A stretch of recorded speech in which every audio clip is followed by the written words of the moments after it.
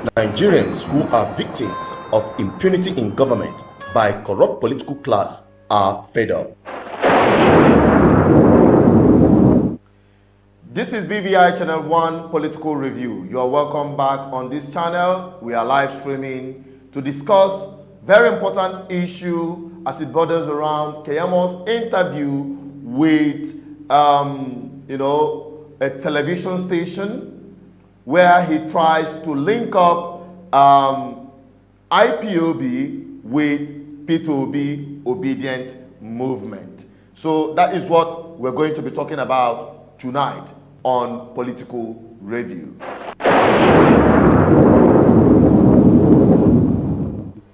And we also know that he has taken some people away from certain criminal tendencies to political tendency, and we are happy for that. I won't say more than that, and they know what I'm talking about. I'm happy that some people have changed some of the flags they were carrying to the Labour Party flag. You're welcome back again. Like I told you, this is a live program, Political Review, where we'll be talking about the Keyamo's desperate attempt to link up P2B with IPOB. Before now, many a times they have tried so much to link up the obedient movement with IPOB. And this is a desperate attempt to confuse, to incite, and bring in ethnic bigotry into the obedient movement. They want to incite ethnic sentiment among different Nigerian people from across Nigeria, surging towards Mr. P2B as their last hope. Now, before I bring in other people who will be discussing this issue with me, let us take a look at that very interview briefly, and when I come right back, we will open up the lines. You can call the numbers you see right here on the screen to make your submission known, and as well join the conversation through WhatsApp by also calling this line. So let us take that very interview and we hit the ground running. Don't forget to subscribe on this our new channel, because we are building a community of a people that are determined to be free from the hands of manipulative political class like Keyamo. All right, let us take a look at his opinion or his assertion trying to link IPOB with P2B obedient movement. I'll be right back.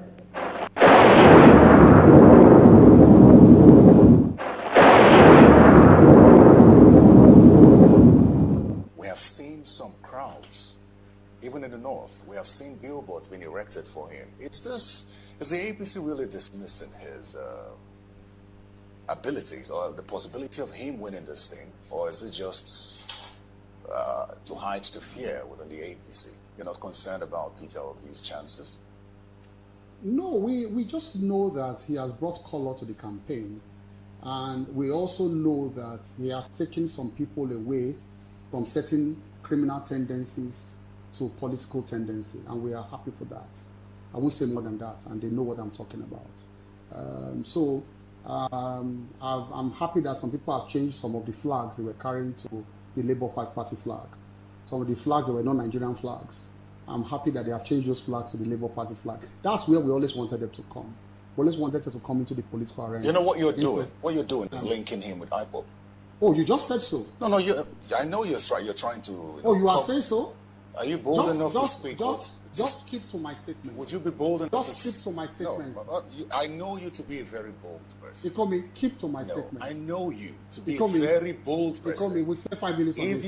Time is going. If you want to address IPOB, say it. You call me. As like you say with your full chest. anyways, let's. We're just happy that he has brought them into the political arena. Some people that I know were not there before. There were some.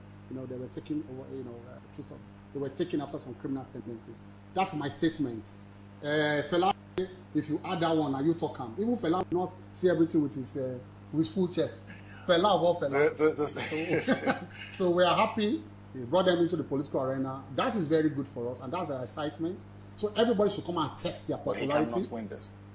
No, he cannot win it. The demography of Nigeria is too big for him. The demographic calculation of the entire Nigeria. But he is spreading organically. We are spreading too. You are?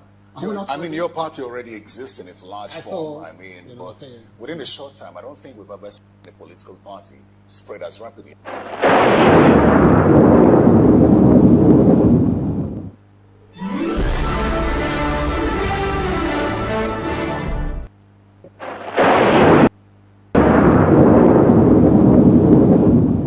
We have seen some crowds, even in the north. We have seen billboards being erected for him. Is the APC really dismissing his abilities or the possibility of him winning this thing? Or is it just to hide the fear within the APC? You're not concerned about Peter Obi's chances?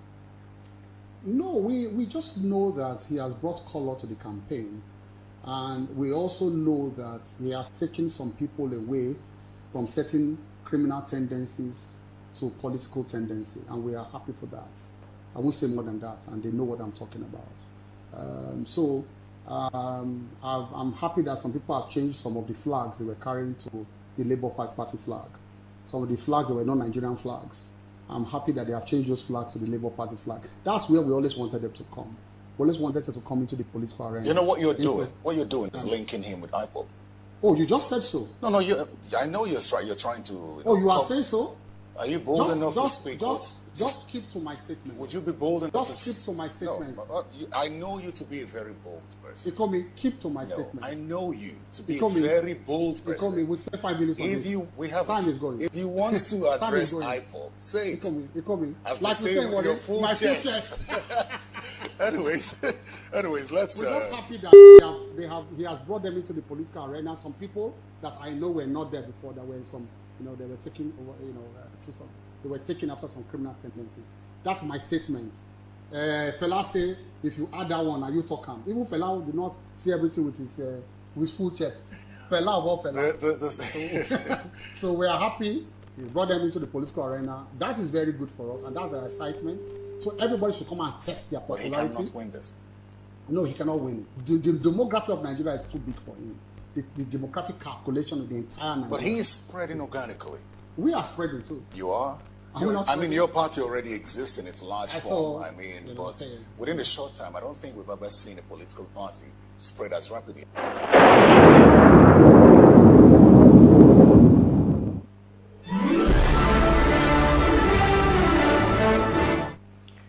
Yes, that is it. You're welcome back again. You are still live with BVI Channel 1 Political Review. I'm Asuchino Peters, your host. What you just watched right now is the video interview of where Keyamo, the spokesman of APC presidential candidate to the 2023 general election, was trying to make desperate attempt to link P2B obedient movement with IPOB. And we are here to dissect it because there are some terminologies he used there that we needed to address head on. Not just because I'm a Biafran or because this platform is Biafra-centric without any apology. We hold our stand from day one. We believe in political process. We have been preaching and we have been educating and informing the Biafran people across the globe for more than 7 years now that political process is one of unavoidable route for the freedom of oppressed people agitating for self-determination. So Biafra people are not excluded from that process. And we have or owe nobody any apology. Recently, we've had so many people coming from APC background trying to link up IPOB with the obedient movement. And I'm very, very sure that it is because of the stand of this platform, BVI Channel 1, which everybody knows is background. All right? So they are now accusing or trying to link P2B with IPOB as if IPOB or Biafrans in Nigeria are not Nigerians citizens. You see, these are the manipulative hypocrisy they have been trying to put into this movement of obedient Nigerians who are tired of corrupt political class, both from APC and PDP. And for him to also say that IPOB, those who are carrying flag that are not Nigerian flag, those that are carrying flags that are not Nigerian flag, that has the tendency of criminality in the agitation. What arrant nonsense. Biafra agitation had nothing to do with any form of criminality. If APC must point fingers to those who are carrying flags that are not Nigerian flags and are carrying about terrorist activities, they should look towards the north. They should look towards Boko Haram, bandits, those who are imported by the same APC. The same APC imported those who the federal government have finally acknowledged as foreign armed bandits that have invaded Nigeria. We listened and we published the stance of the governor of Bauchi State, Mohammed Bala, when he was saying on national TV, the program of the Fulani agenda to bring them all up, put them into the same program of the federal government as beneficiaries so that they can scatter across Nigeria, taking every place as their homeland. That is what he said. And these are APC. These are the people who Keyamo should be referring to, because they have not in any way come close to Labour Party. And if we must also remind Keyamo about the position of Shetima, we've not forgotten what happened during the Kabiru Sokoto. I think I remember the guy that did that heinous crime, carried that terrorist attack at Nyanya in Abuja some time ago, of which me personally I would have been a victim. By just a click of time, I avoided being a victim of that very terrorist attack that happened sometime in Nyanya in Abuja.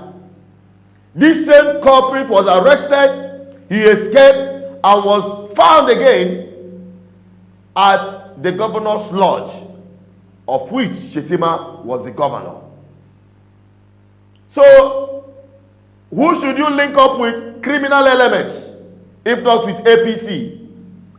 The whole fingers are pointing towards them, and not PTOB or obedient movement. You see, I've listened to so many of them. You hear them make some useless utterances, childish utterances, malicious utterances, trying to name a dog a bad name to hang it,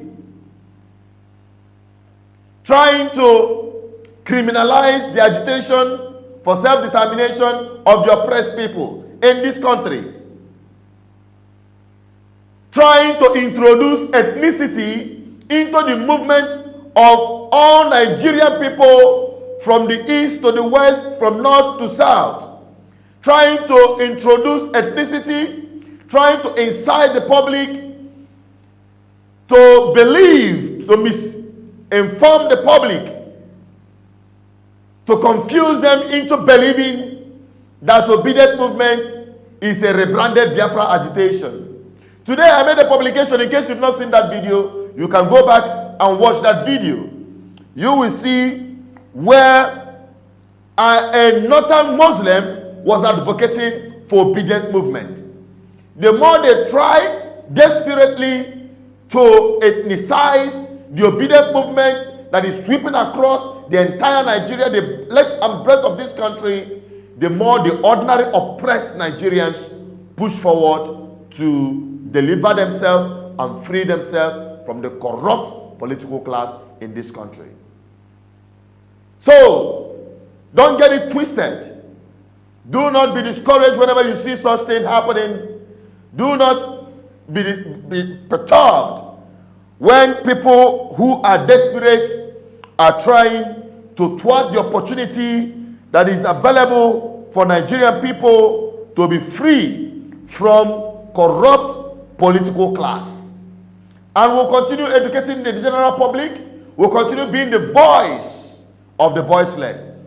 All the indigenous people in Nigeria, whether Biafra, Oduduwa, or Arewa, are all victims of failed government in this country. And that is why it is important every one of you should be on red alert. And that is why we are up and running to ensure that we give it to them back to back. We are unapologetic and we take a stand. I am a Biafran and I am obedient. We have Oduduwas that are obedient. We have Arewas that are obedient, because each and every one of us are suffering the same measure of impunity in government. We are suffering the same measure of bad governance in Nigeria. We are suffering the same measure of wickedness from corrupt political class in Nigeria. That is our stand, and that is why we are bringing this program to you. You can also be part of this program by dropping your comments. Drop your comments on the comment section. We are going to read it out and acknowledge your commentaries. We are also going to take your calls. If you call through the call lines right there, +234-810-4545-533. That is the number to call to be part of this program tonight. We are still on exposing the desperate attempt by Keyamo to link IPOB with the obedient movement. So let's get on with it, and I'll be bringing in other people who will be joining me, especially those who are also propagating the APC narrative. My brother Spencer Anyanwelo, the Prime View Television CEO, he's already here with us, joining me from United Kingdom. Hello, Spencer. Good evening and welcome to the program. Yeah, good evening, Chinedu. I'm actually riding my bike. I'm not at home settled. I will get back to the program because I don't know what the topic is. Give me 10 minutes and I'll come back into the program. Let me be settled, yeah, so I can get around because I'm actually not settled at the moment. All right, yeah? We're waiting for. Yeah, but I'll be coming back. Give me 10 minutes. We are talking about the Keyamo statement linking IPOB with P2B movement.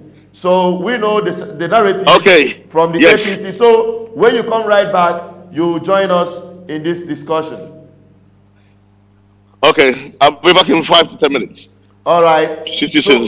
All right, thank you very much. While we wait for him, let us bring in one of our own, Ndubisi Anenugu, a village economist, and as well an ambassador for good governance and a very prominent leader in the GGM movement. Hello, Ndubisi Anenugu. Thanks and welcome to this program. It's a pleasure to have you again on Political Review. Ndubisi. Yeah, hello, good evening. Good evening. Yeah, so what is your take on the discussion for tonight? Talking about the desperate attempt by Keyamo and other APC elements trying to link IPOB with P2B and obedient movement. What is your take? What do you think about it? Well, as far as I'm concerned, it is first to Kayamo's personal view, and they trying to link Peter Obi with IPOB is a credit. Is a credit to Peter Obi's political movement. It is about the time some of us on the background should tell the Nigerian public the truth and nothing but the truth. You know, the present situation in the country, Nigeria is presently the way it is because people have refused to say the truth, no matter whose oath is God. The Biafran struggle, IPOB, is being misrepresented by Abuja power cabal, by the cabal in Abuja. You know, as far as I am concerned, IPOB stands for Indigenous People of Biafra. And Faithful Keyamo knows the truth. He is in position to know because he has the background information of and how the Biafran struggle started. He was legal advisor to my top guys was Luke. He was the person that represented was Luke in court. So as at that time, there was nothing wrong with the Biafran struggle. It is people's fundamental human rights to seek for self-determination. It is allowed both in Nigeria and the international community. So for Festus Keyamo to start now by saying that it is a good thing for IPOB people agitating for freedom to join political option instead of armed struggle is misrepresentation of fact. Is misrepresentation of fact because Festus Keyamo knew that the original IPOB was anchored upon the rule of law, was even originated by Ndibo, by the elders of Biafran people, not just Ndibo. Ijos were there, Anang people were there, the Igbos were also represented. The original people that started IPOB had a mind to pursue self-determination through the fundamentality of law, through the due process of law. They initiated court processes. Festus cannot say that he doesn't know about it. These are indigenous people of Biafra that took Nigeria to Federal High Court in 2012. Nigeria decided, Nigeria as a country, as at that time, was also sending their legal representation to Federal High Court. Exactly. He says he's claiming that he doesn't know about the case. Yeah. Before Nnamdi Kanu was the director of Radio Biafra at that time, he says he's saying that he doesn't know about it. Or he says he's saying that he doesn't know when customary government of Biafra being represented by Mobi, movement of Biafrans in Nigeria, supported Chodo Podila when he contested the office of governor in 2017 before Chikwas played foul game by denying Biafra that opportunity to present the person they desire. the person they wanted, who then was Judah Fodila, that wrote the politics of Biafra and the future of Nigeria. Didn't Biafra flag, was there no Biafra movement going on that time? People not moving about with Biafra flag in 2017. Can you, excuse me, hang on, Spencer, can you just mute yourself, please? Yes, I have. Mute yourself, thank you. All right, go ahead, NWC. Go ahead. So what I'm saying is that, hello, can you hear me? Yes, we can hear you. Go ahead, go ahead. We just had interruption from Spencer and then go ahead, we can hear you. Okay, so what I'm saying is that if Face is not aware, or is he blind or deaf in 2017 when the Biafran community went to join UPP as a political party? It was there in the national belief, it was reported in the press that Biafran people supported UPP, that Biafran people were ready to take over power. Why didn't Nigeria government produce it that time? Is Buhari not in government? Is Face not in government? But they didn't want to promote it. They only wanted to promote Nnamdi Kanu just to give a dog back then to hand the dog. Well, when Nnamdi Kanu started pressing everybody, started USN and struggle, that was when Nigeria now told the Biafran people. The Biafran people wanted to find Nigeria.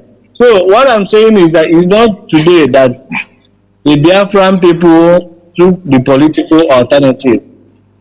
The fact is that Nigerian people, Nigerian government, and the political class never wanted the struggle to go political. Now, people they are trying to look at people as being supported by Biafra. Yes, we are supporting him. I am also a Biafran. I'm supporting people. If he wants to go to court, let him go to court and die there. I have no apology whatsoever.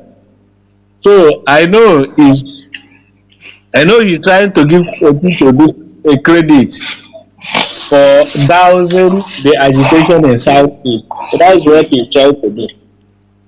So Chinedu, that's my submission for now. Okay, thank you very much, NWC, for that very submission. In case you're just joining us, we are live and direct on Political Review, and we are looking at the Keyamo statement in an interview which we have already played out, trying to link IPOB with P2OB obedient movement.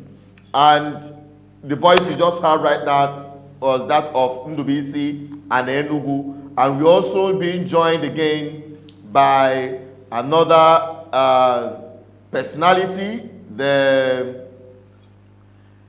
publisher, the CEO of Prime View Television. He's already here with us. Hello, Spencer. Hello, yeah, Chinedu, I'm back. All right, Spencer. Thank you for having me on. We are talking about the linking or the desperate attempt by APC to link obedient movement with IPOB. This is not the first time we are hearing it. We just heard it from Keyamo. I have been listening to several of them, and as well, I think I've heard it from you too in one of our conversations, that it is now those who are doing Biafra, they are now the ones that are now doing P2OB obedient movement. So we want to look at what is driving the APC, to that point, trying to link the obedient movement with that of P2OB, and what is even wrong with it? Well, all I can say is thank you, Chinedu. It's a very good topic, and I noticed, I watched that yesterday when the spokesperson for the campaign of the Jagaban, Honorable President Keyamo, when he made that introduction, he didn't really mention IPOB per se. It was the journalist who actually pushed and got the spoke and he said to him, "Don't say it, not me." So what you have to understand is you have to look at the characteristics of those who are calling, some of those, not all of them, some of those who are calling themselves IPOB. I mean, we all know that there's a certain people on social media who are abusive. They can never engage in any straight discussion. They don't want to engage in issue-based arguments or debates. All they want to do is accuse and abuse, and that's what we're seeing.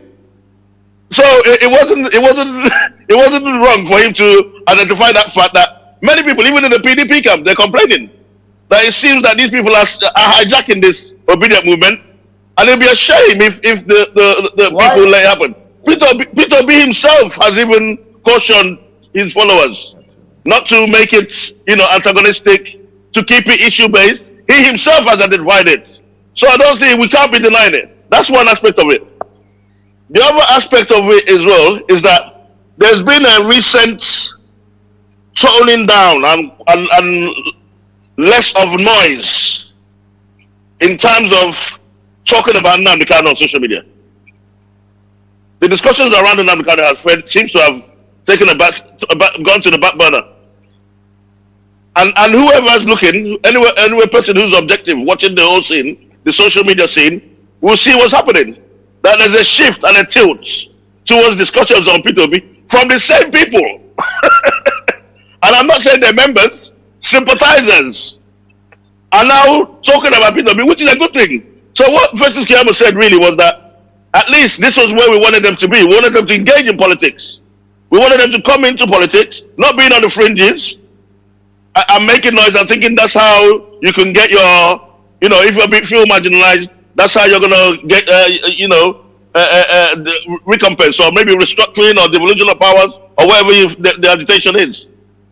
It's time they engage in politics. So it's actually a positive thing. And I think Festus Keyamo actually said that it's a good thing that P2B is bringing to the table.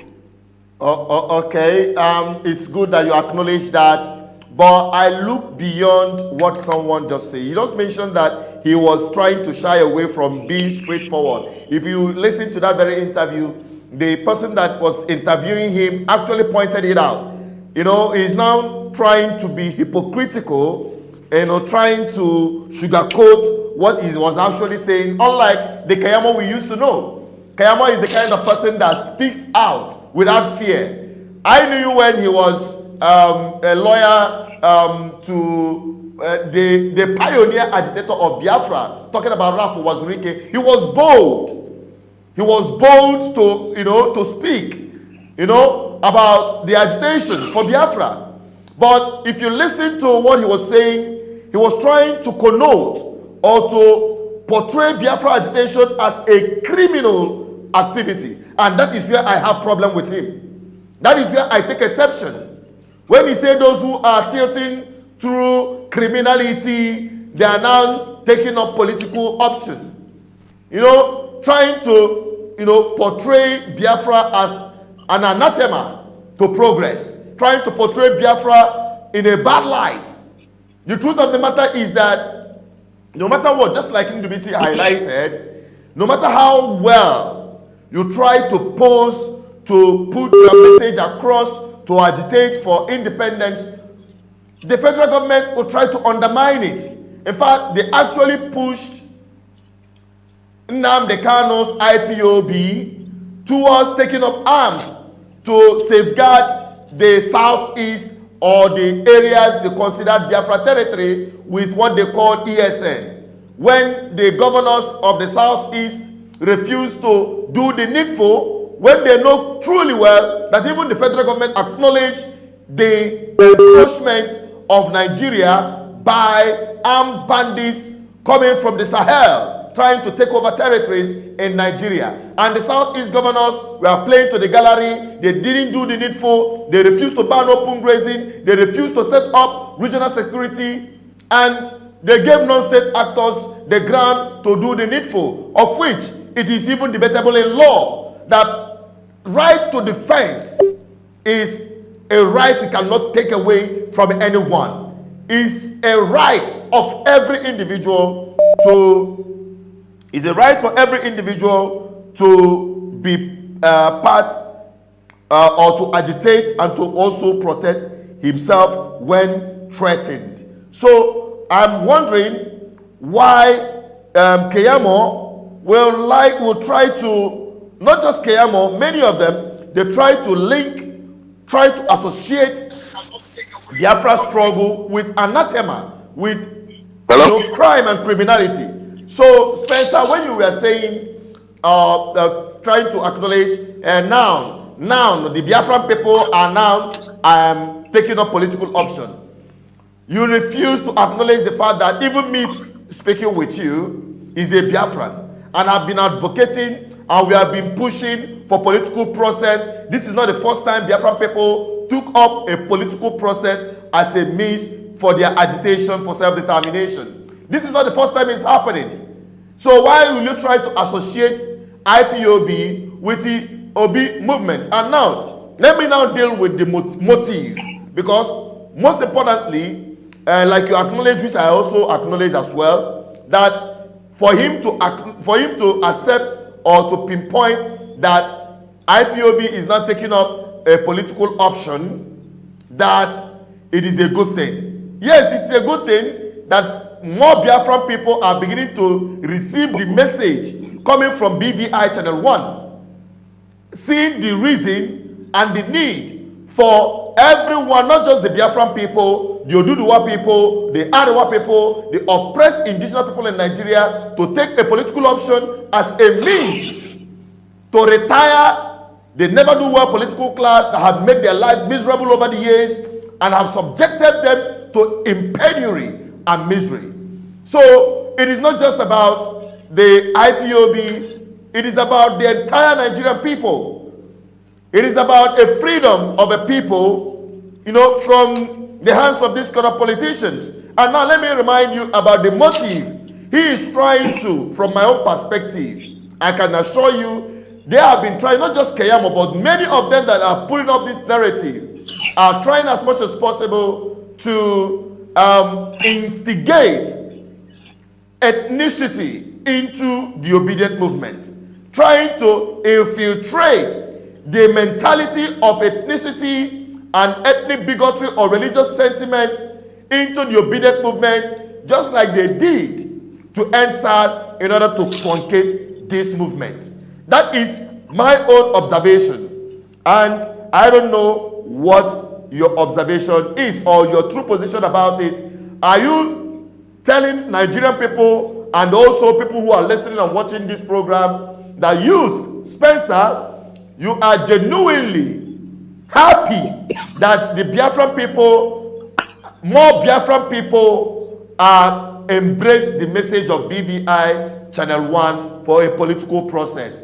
Or are you trying to encourage other Northerners or Westerners, the Yorubas, the other ethnic nationalities to see obedient movement as IPOB movement and for them to pull out from it?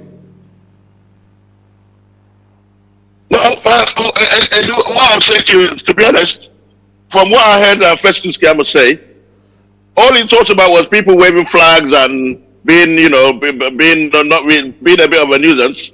That now suddenly the OB movement seems to have sucked them up, which is a good thing. Personally, I've always advocated for the political route, and that's why I don't want to engage in discussion about IPOB, because I don't know much about the way they go. Is not the way I want to go. The way I believe in is Biafra, by all means, is any agitation. You have a right to self-determination. It's a given. Yeah, but there are processes.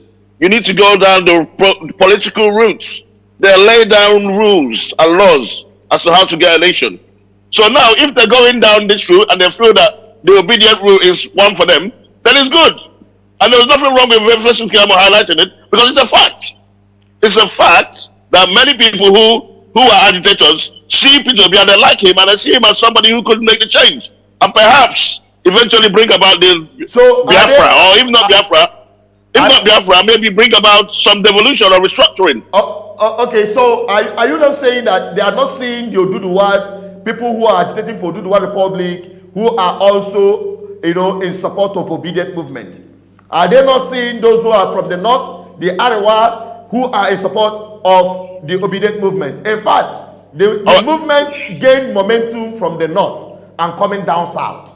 That is the truth. No, let me say something, Chinedu. So why are they Unless about IPOB? Unless you don't want to be honest. A preponderance of people on social media who are abusive, who will never let you speak, who don't want you to have an opinion. Abusive. Let me can I say something? Can I say something? I'm telling you where he got the idea from. The preponderance of them are there. Reno Omokori is complaining. Fela Femi Fukuti is complaining. Everybody's complaining. No. About the obedient movement. That is not. Wait, excuse me, Spencer. There is no one. Yes. In fact, there is the die-hard IPOB, the ones that are the extremist IPOB. Let me put it that way. They don't believe in election. They are even up to today saying no election. I'm not talking about them. That's what I said to you. I don't want to talk about them. They are the ones. I'm talking about. I said you sympathizers. I said you sympathizers. Listen. No, Chinedu. You're not letting me speak, Chinedu. You're not letting me talk. You're not letting me talk. I listen to you carefully. Let me speak and express myself. Please. Look. What I'm saying to you is there's a proper. I said you sympathizers. If you go back and listen, sympathizers, not members. I don't know what the members believe in. Sympathizers of IPOB are the ones who are always on social media being abusive. So are you saying? And we're seeing them again. Seeing them again infiltrating the obedient movement. Okay. And making the news that PTOB himself. Are you saying? PTOB himself has already said. Excuse me. Are you saying that all of the people who you acclaim to be abusive, as you claim, are all Easterners who are sympathizers? A preponderance. You go and do that research yourself and come back and tell me what you think. I'm not going to say anything. All I'm saying to you is it's clear. We know what's going on. A preponderance of those who are being abusive, we know where they come from. So you say and those are the same people. Being abusive. Can I say something? Can I speak, Chinedu? Stop putting words in my mouth. Let me speak for myself. I am trying to stop putting words in my mouth. You don't need to. No, but the audience can hear it. Stop telling the audience can hear what I'm saying, and what I'm saying is clear. Stop repeating what I'm saying. What I'm saying to you is simple and clear. What you're saying, because sometimes you are saying something and you are meaning another thing. I want you to come out straight. Just like Keyamo during that interview was trying to say the people carrying flags that are not Nigerian flag are not carrying or in support of Labour Party. Why wouldn't he go straight to the point when he knows that he's talking about IPOB? Why would he be shying away? So, but what he said. Why will he be trying to dodge? Why would he try to sugarcoat? And that's exactly what you're doing. So I want you to come out straight. If you're saying that the preponderance of the number of people who you claim that are abusive to other people, that even PDP also acknowledge that as well. If you're saying that the preponderance of them are from the east, you come out straight and say these people are mostly Ndibo or Biafrans who are sympathetic with IPOB. You have to be straightforward. Well, because I believe strongly that there are people from the north and the west that are in support of obedient movement.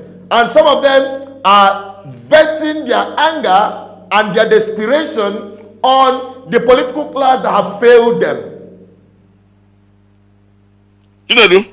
Go ahead. In Igbo we say, Oya Tori Lulu, Kawaria, Ego Julomia Furefu. What I'm saying, if you can't understand what I'm saying, in clear terms, then whoever is listening knows what I'm talking about. So all I'm saying is, I don't want to go into what I don't know, or territories I can't discuss. What I want to talk about is what I know, and you're asking me about what Festus said. And I'm telling you, from what I understand he said, he's telling you that the reason why they know that there's an infiltration from sympathizers, I didn't say members, sympathizers of the agitation. It's not just different people. You're a sympathizer. Okay. BVI is a sympathizer of the agitation. No, we are not sympathizers. We are not sympathizers. Those people have majority, a preponderance of them have joined the movement. And it's true. Listen. And it's true. So why are we arguing? No. Listen, we are looking at the motive behind the statement. That's what we're looking at. We're not looking at the statement because it could be deceptive. Now, you are saying... whatever the motive is, then you can draw your own conclusion. No, I don't know what the motive is. Of you course. can draw your own conclusion. Well, all I'm saying to you is, from what I heard, there's no clear motive rather than to tell you that they know who the support base is. That's what it's telling you. You know what the support base is. You've made another point that is very clear, which is better, that people, that you know where the support base of P2B obedient movement is. That is from the southeast. That is exactly what you're saying. Good. And you are not arguing exactly. that. That's good. Exactly. So you have to be very straightforward so that we can make progress. Now you said that some people are sympathetic, like BVI Channel 1. BVI Channel 1 is not sympathetic with IPOB or with Biafra struggle. BVI Channel 1 is the voice of the Biafran people and also the voice of other indigenous ethnic nationalities in Nigeria that are trapped, suffering the same in penury and misery even the Biafran people are suffering, like those of Oduduwas and Arewas. So we are not sympathetic. And we've taken a stand from the...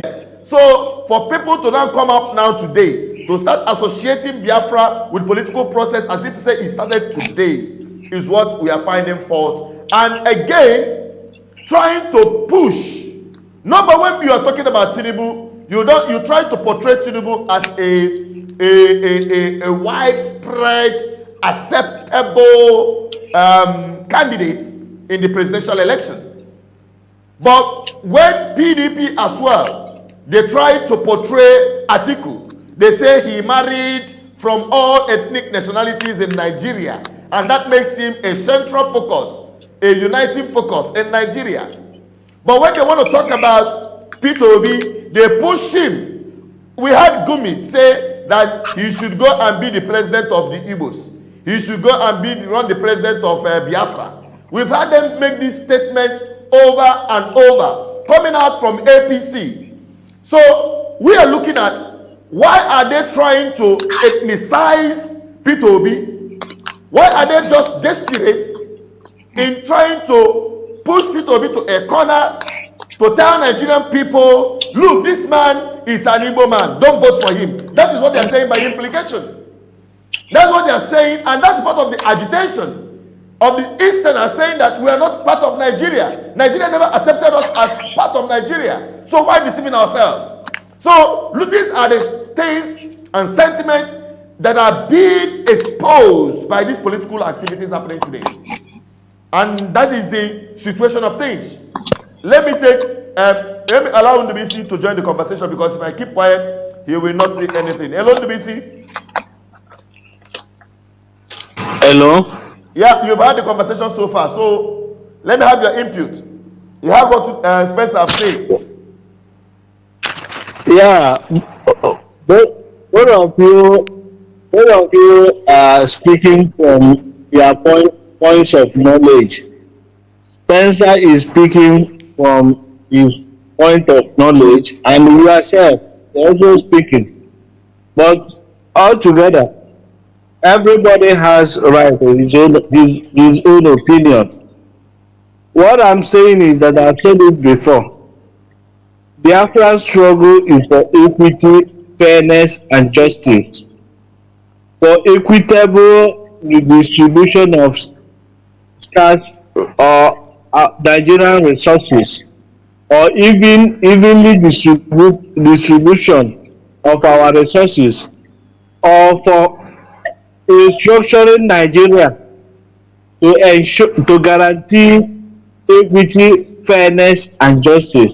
Because as long as you have Nigeria as president, as long as we have a country as it is now, the agitation will continue.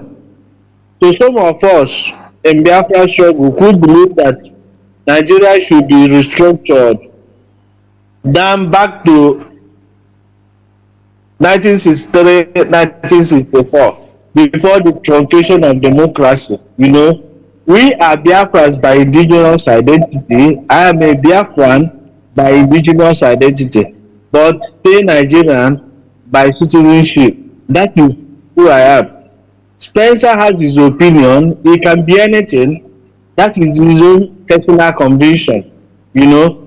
So, but altogether, what we've agreed and what we have accepted is that whatever thing you believe or whatever thing you are pursuing, stop at your level or stop at your point. Sorry, the point I'm making is that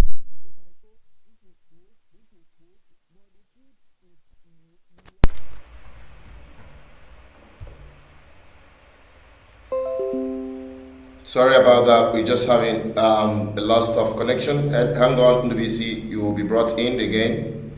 Just hang on for a second while you continue with the conversation.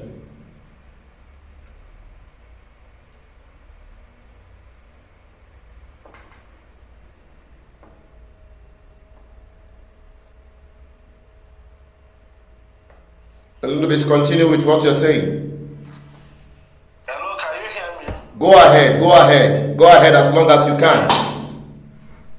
So the point I'm making is that we all have agreed and wanted that whatever thing you want to pursue or whatever thing you believe, in 21st century, you have to do it. There's a process in line with the processes, in line with the established laws guiding that thing you believed. Both of us or three of us believe in wanting the due process of law, democratic process of pursuing anything. So what Jesus Keyamo is saying is outside what we are doing. Because what he is saying is that he's trying to link IPOB as outlaws, as people violating the laws, and he's now giving P2B credit for bringing them inside the political struggle, refusing to recognize those who have been pursuing democratic protests to achieve self-determination. That there are people who do that. We're only recognizing the noisemaker, those abusing people of Facebook. You have to isolate the criminals from the real Biafran agitators. Because it's the Nigerian government promoting the criminal element. Biafran struggle. It is the Biafran government that is promoting the criminal element in the Oduduwa struggle. It is also the Biafran Nigerian government that is promoting the Boko Haram element. Because I know when Boko Haram started, they weren't violent like this. It was Nigerian government agents that went to kill the, I think, Chakru or the leader of Boko Haram. It is Nigerian government that forced them to go into violence. So, if people are agitating for something, you call them for a round table and have understanding and discussion with them.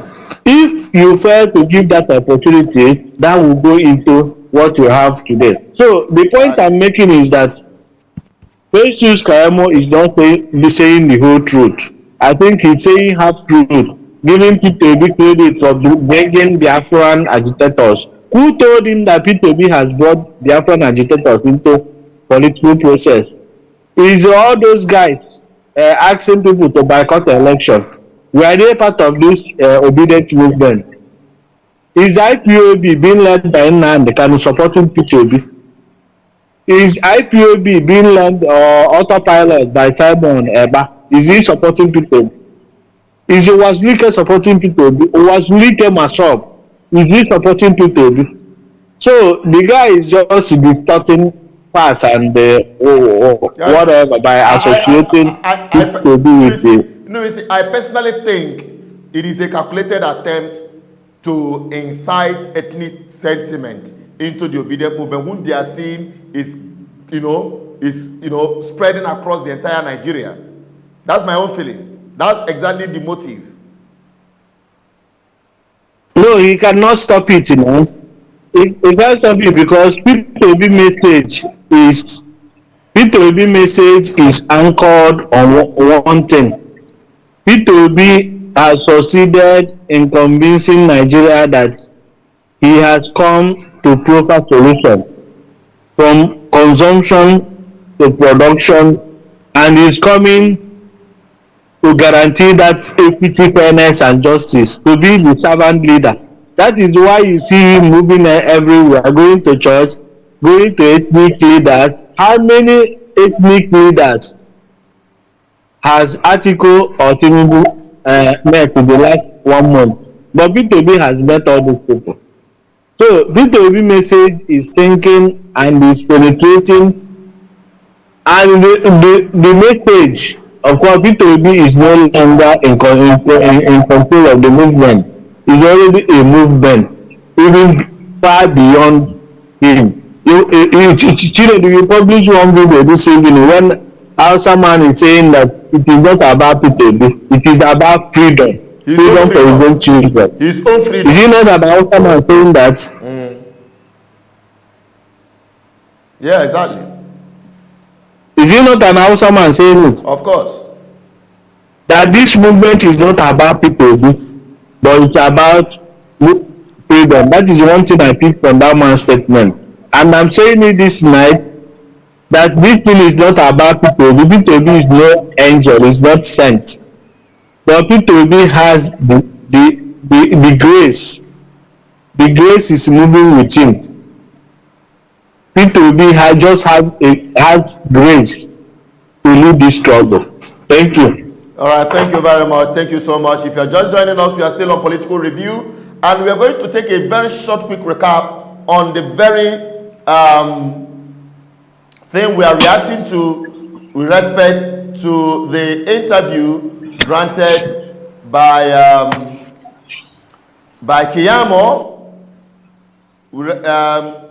concerning or trying to link IPOB with P2B movement. So when we come right back, we'll take a quick recap on this very topic and this very interview on Political Review, and we will be back again to continue this conversation. Don't go away. We have seen some crowds, even in the north. We have seen billboards being erected for him. Is the APC really dismissing his abilities or the possibility of him winning this thing, or is it just to hide the fear within the APC? You're not concerned about Peter Obi's chances? No, we just know that he has brought color to the campaign, and we also know that he has taken some people away from certain criminal tendencies to political tendency, and we are happy for that. I won't say more than that, and they know what I'm talking about. I'm happy that some people have changed some of the flags they were carrying to the Labour Party flag. Some of the flags that were non-Nigerian flags. I'm happy that they have changed those flags to the Labour Party flag. That's where we always wanted them to come. We always wanted them to come into the political arena. You know what you're doing? What you're doing is linking him with IPOB. Oh, you just said so. No, I know you're trying to. You are saying so? Are you bold enough to speak? Just keep to my statement. Would you be bold enough to keep to my statement? No, I know you to be a very bold person. You call me keep to my statement. I know you to be a very bold person. You call me. We'll spend 5 minutes on this. Time is going. If you want to address IPOB, say it. You call me. As like to say with your full chest. anyways, let's. We're just happy that he has brought them into the political arena. Some people that I know were not there before, that were in some, they were taking over, through some. They were taken after some criminal tendencies. That's my statement. Fela say, if you add that one, are you welcome? Even Fela did not see everything with his full chest. Fela of all Fela. So we are happy. He brought them into the political arena. That is very good for us, and that's our excitement. So everybody should come and test their popularity. But he cannot win this. No, he cannot win it. The demography of Nigeria is too big for him. The demographic calculation of the entire Nigeria. But he is spreading organically. We are spreading too. You are? Your party already exists in its large form. But within a short time, I don't think we've ever seen a political party spread as rapidly.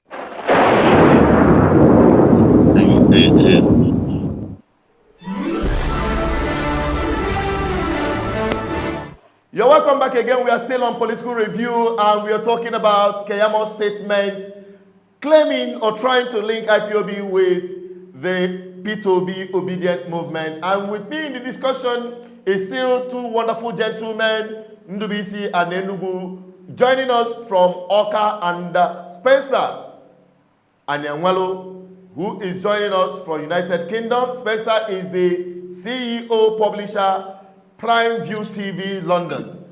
Gentlemen, it is a wonderful time being with you guys on today's political review.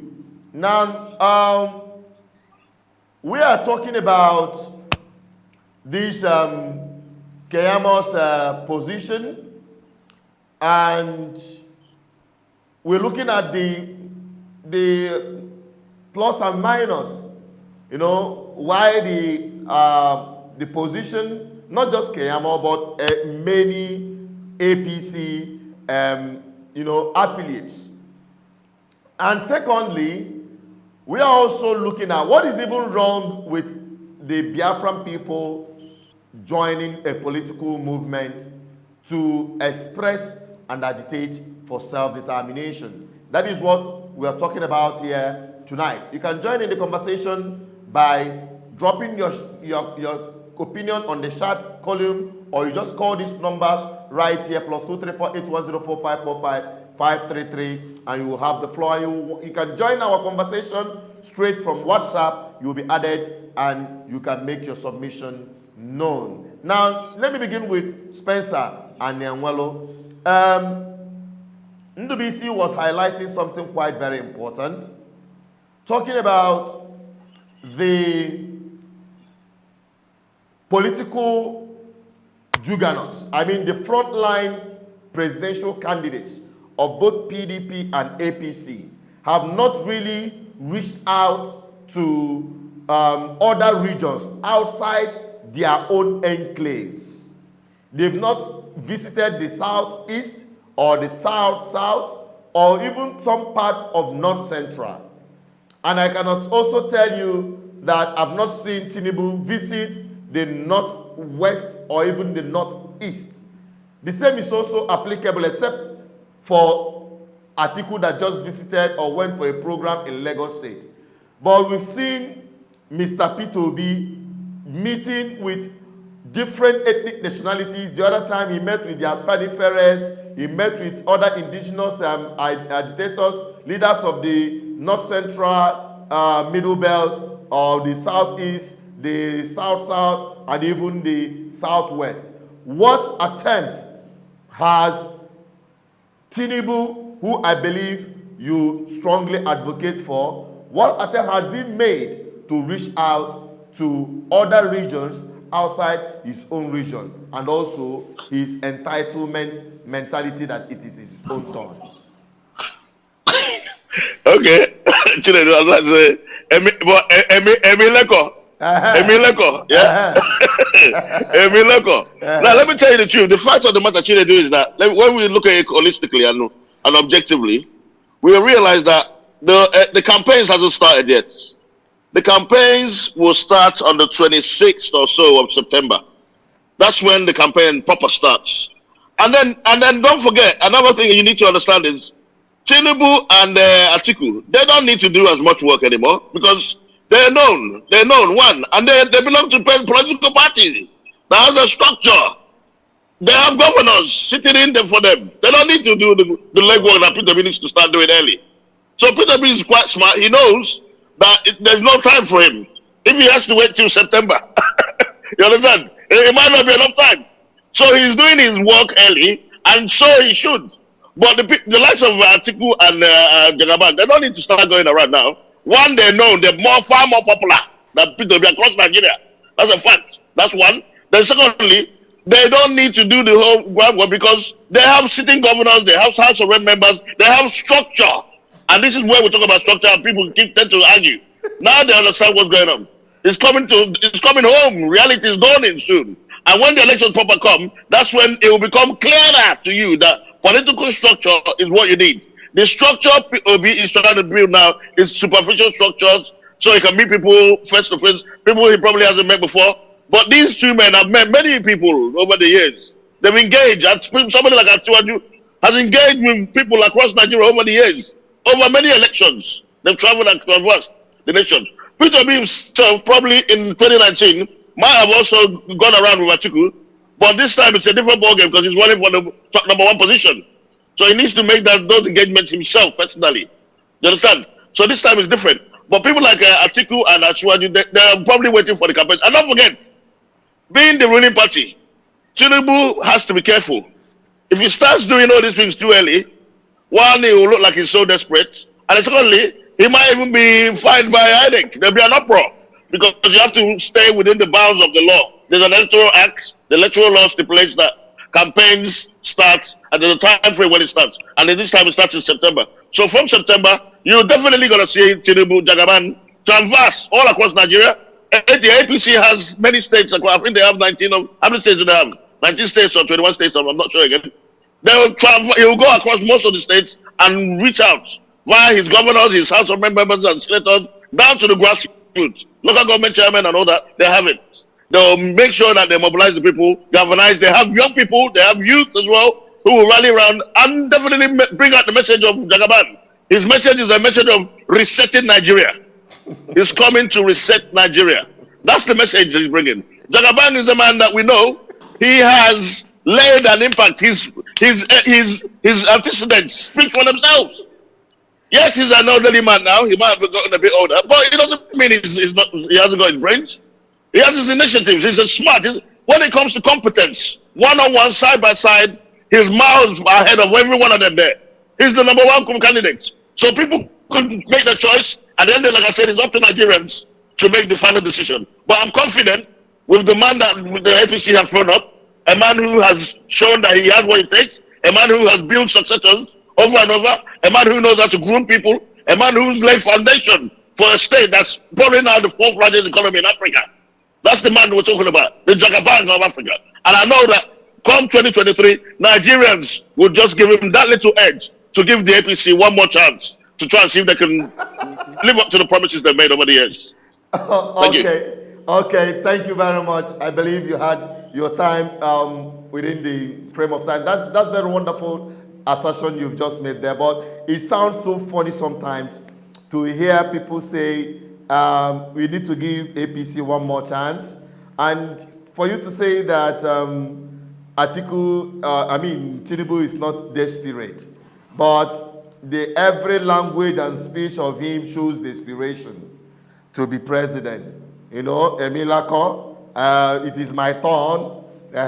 So we are no longer talking about Atiku that have contested for almost all the presidential election since God knows when, how long. So when you talk about consultation, you always emphasize on the structure, and when you talk about the structure, you talk about the same corrupt political class, both in the APC and in the PDP, in the form of governors, senators, House of Rep members, State Assembly members, and the rest of them. These are the people you call the structure. And to be honest with you, if you pull them all together, the numbers of active politicians in APC and PDP, they are not up to 3% or 4% of the entire population of Nigeria. And now you're talking about a man that has the structure as the people themselves who are the electorates, those who are going to cast their votes, those who their children have been sitting at home for 6 months, 6 good months, no school. Whereas the same people you call the structure of APC and PDP, they are having their children school abroad, graduate abroad. Every day we see them roll their children out from universities in the US, universities in the UK, universities in Germany and the rest of the world. Whereas the suffering Nigerians cannot attend to school for 6 months. And workers who are parents to millions of Nigerian youths are not yet paid for 6 months. The ASU. We're no longer talking about other unions who are on strike. These are the people you call the structure of P2B. And these are the people P2B is meeting one-on-one and penetrating his message with. Let me not go further, and let me take a call. I will be right back. You sit back there. Let us take this call. Spencer Nyangwalo and Indubisi, I'll be back with you. Hello? Hello? Yeah, good evening. From here, you're welcome to the program. Your name and where you're calling from? My name is, I don't want to say my name. Go ahead. However, I'm calling from the United States, and I'd like to know why you don't want to vote for Sowore. Okay. No, you tell Nigerian people who are listening why you are supporting your candidate. I don't have to tell them anything because we watch from abroad and we see the disaster in your country. I don't have to say anything. I'm asking, why are you only supporting Peter Obi? Is it? Yeah, we believe, let me just answer you straight on so that you understand. BVI Channel 1 is a voice of the people, the ordinary people. And what we say here is the opinion of generality of masses of the Nigerian people who have been suffering from corrupt, recycled, old political class. And the Sowore you're talking about, and the Sowore you're talking about, my sister, listen, we have been on the same trench with Sowore. I remember in 2019, we were all together trying to push for a younger person to, emerge the Nigerian president, to retire the PDP and the APC. We tried to pull together a third force. But the younger generation of Sowore, Fela, and the rest of them refused to come into agreement. And it was pulled together by area father Charlie Boy. We were all part of that, and we saw what happened. Sowore pulled out of the process, and tried to go a lone march. Now, through this process, Sowore have been an activist, and I have always been an advocate for you to come from somewhere to build your political career, to build your tenacity, so that people can prove your capacity as a leader. He has options of coming as a governor of his state. I don't want to start with local government. A governor of his state or a senator from his constituency. We will see his voice. We will see him separate from being an activist. So that is why I was expecting, I've also reached out to Sowore's lieutenants, his close associates, telling him we have been speaking and trying to harmonize and mobilize the Nigerian people to stand up against the impunity of APC and PDP. Today, a man has become a face of the struggle.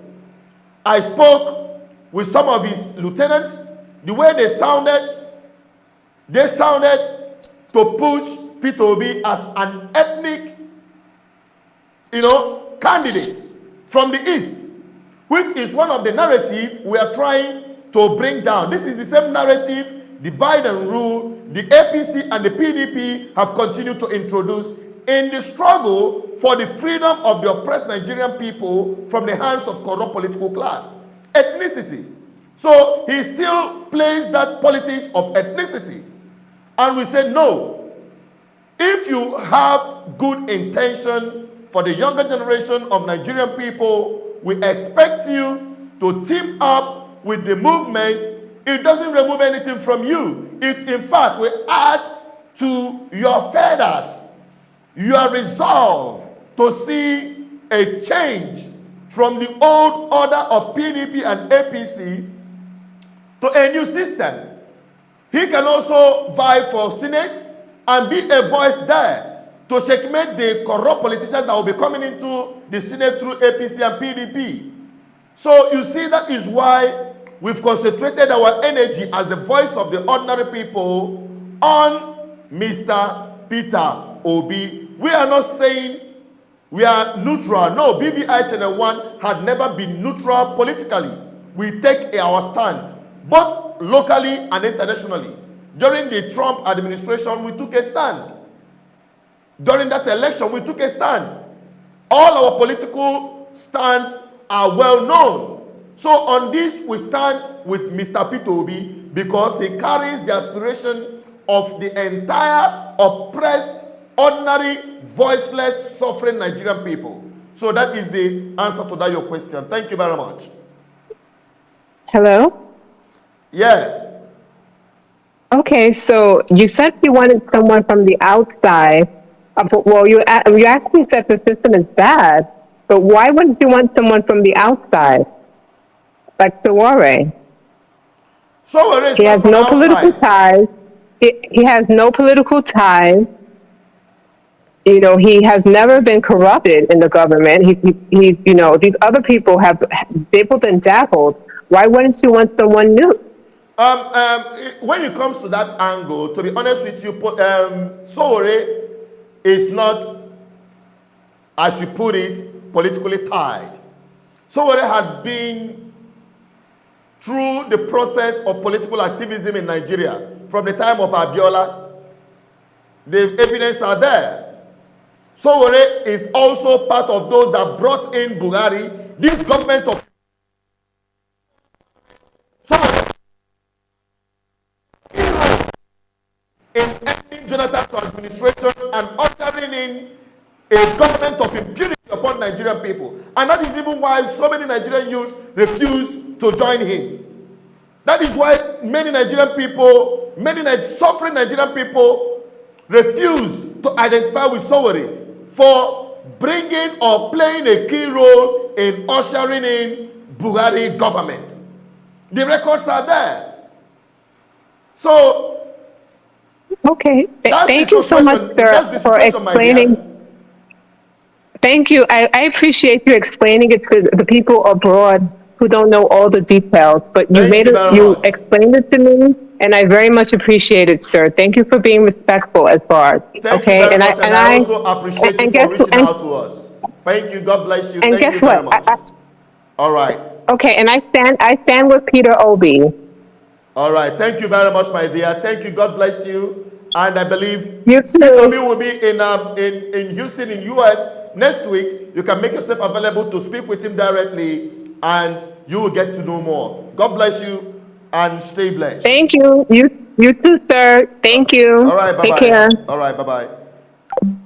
Okay, that was quite a long one.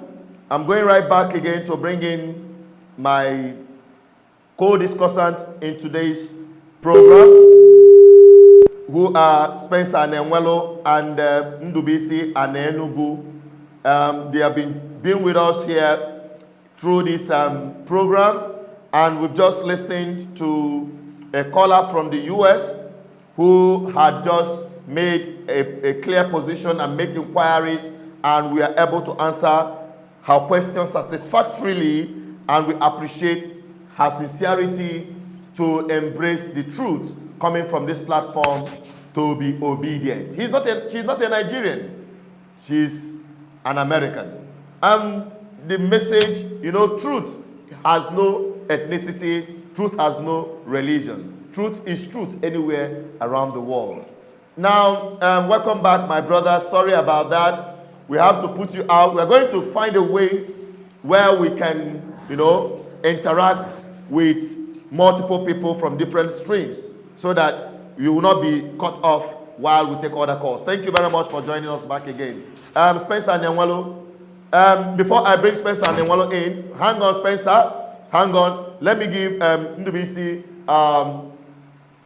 opportunity to make a statement with respect to what we've just said so far, or reacting to what Spencer and Nenwelo talked about, structures of different political parties, PDP and APC, and as well Labour Party.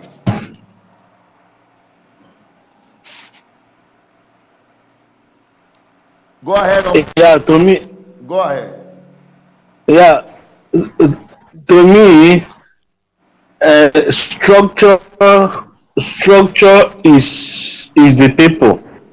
The structure is not built upon uh, building, empty building, is built upon human beings. But I think what Spencer is saying, the structure he's making reference to is the political structures put in place by all these old recycled politicians. Let me give you an instance, Chinedu. You know, if you've been a governor of a state, you would have made so many people millionaires or thousandaires or billionaires through appointments, through government contracts, or through government jobs, or through empowerment programs. You know, by so doing, you have deliberately and consciously build structures for yourself. If you, Chinedu, employs 1,000 people working for you in BVI, and to be fair, you do very well. I don't think those staff will not go against you or go against what you believe. Those 1,000 people under your payroll are your structures. Tinubu as a person is an institution. He has built, if not millions, thousands of people caught out Nigeria. And those people will ever remain loyal to him, will ever be committed to his project. Of course, you can see in what happened in last APC primary election, where Ahmed Tinubu emerged as a presidential candidate. Most of all those governors that stepped down for him were all created and made by Tinubu. So they still have respect for him. Even without him giving even without Tinubu giving them any money or promising them anything, they know they still have something to pay back to the man that made them. So that is the structure Spencer is referring to.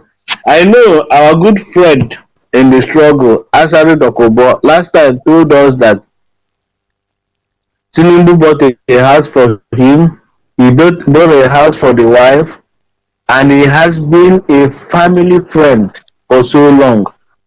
To Asari Dokobo, he is owing Tinubu, so this is the time to pay back. And Asari Dokobo, you cannot dismiss Asari Dokobo. He has boys. He has boys set up for him. So all those boys under Asari Dokobo will always go for Tinubu. That is the structure my good friend Spencer is referring to. And you cannot dismiss it, Chinedu. Nobody should dismiss it. Because in the country, Nigeria is not, yes. Nigeria is a country.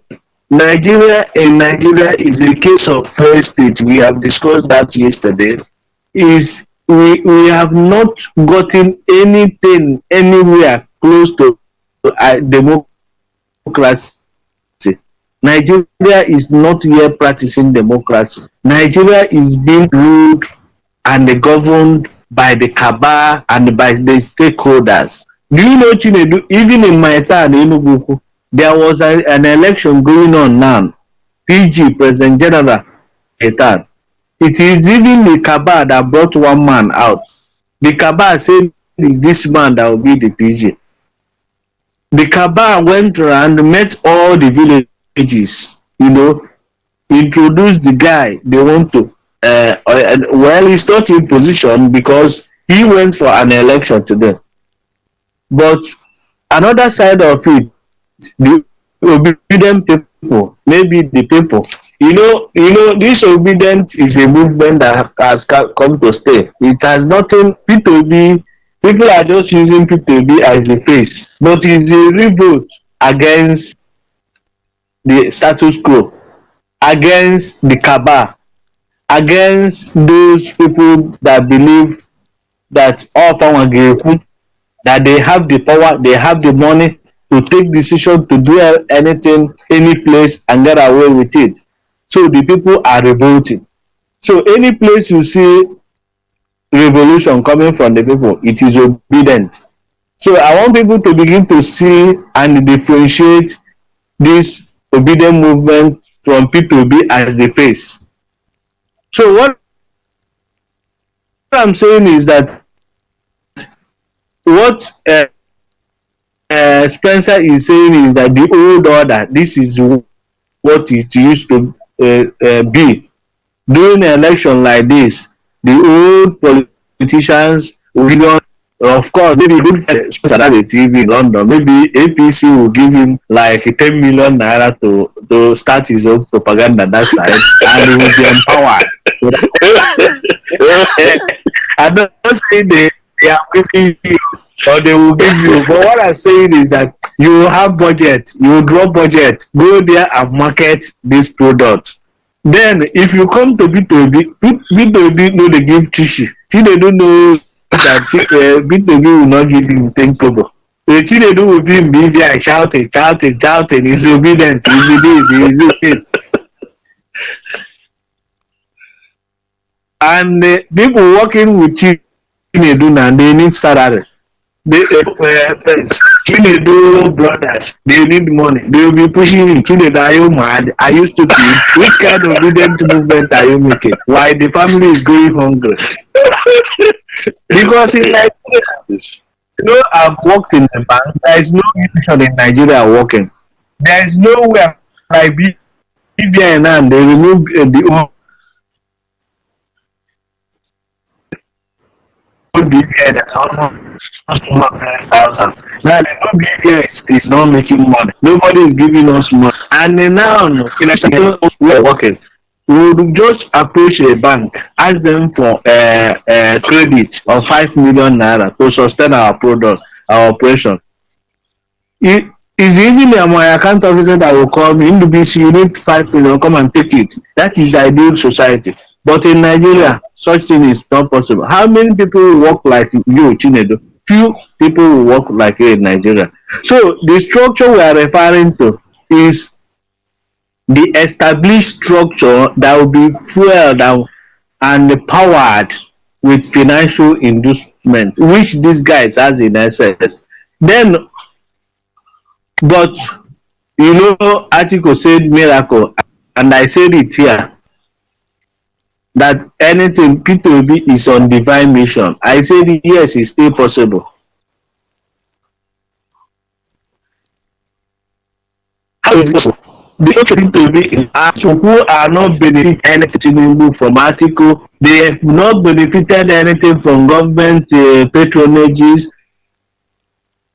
They have not benefited from any contract or from any appointment or from any grant coming from whatsoever. And Spencer and Chine, take this note. These people are in the majority. And the political awareness is high now. That in the majority, social media has made it possible for them to see the evil being committed by these old recycled politicians. So anything can happen.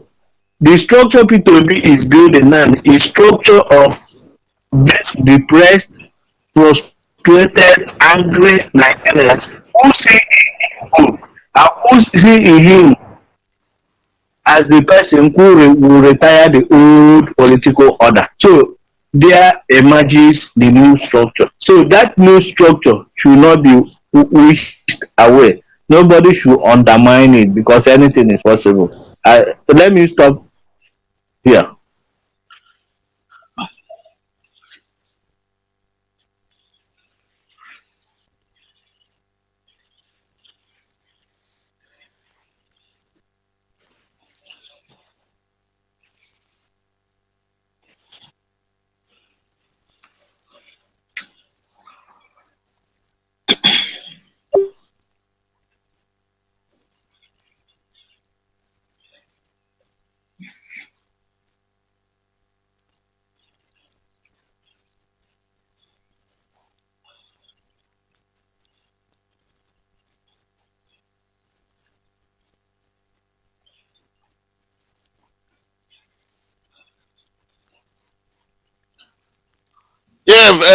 Chinedu, Bibi Chalawan, thank you very much for having me on.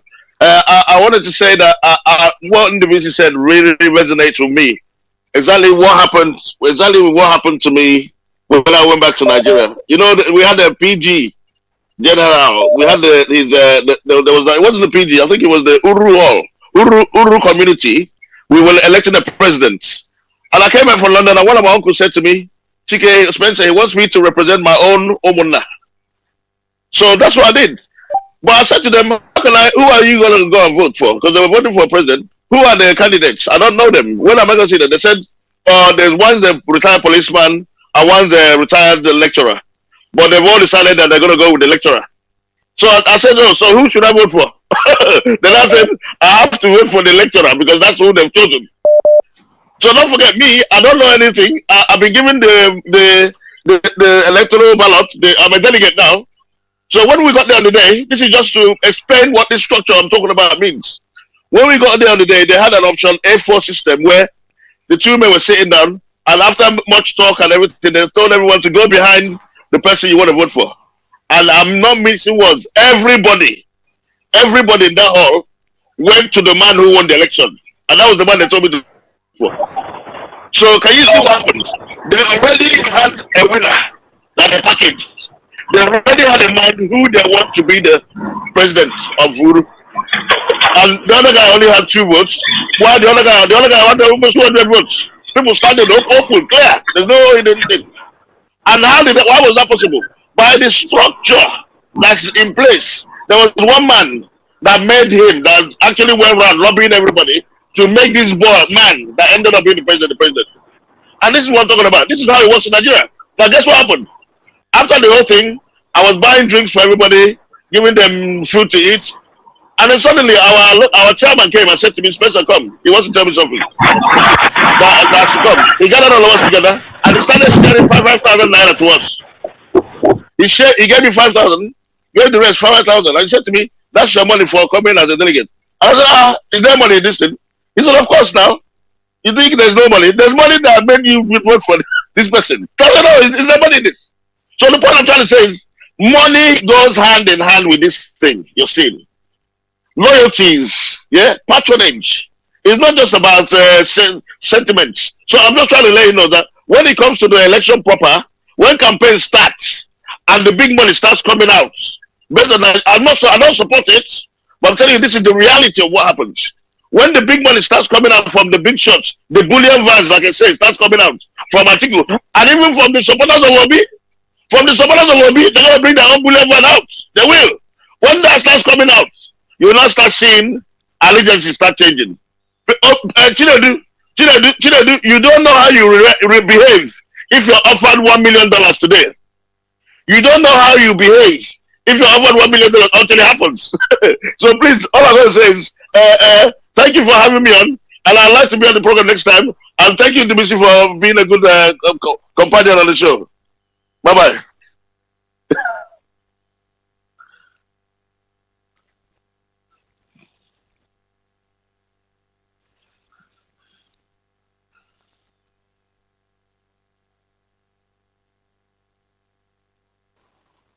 Hello?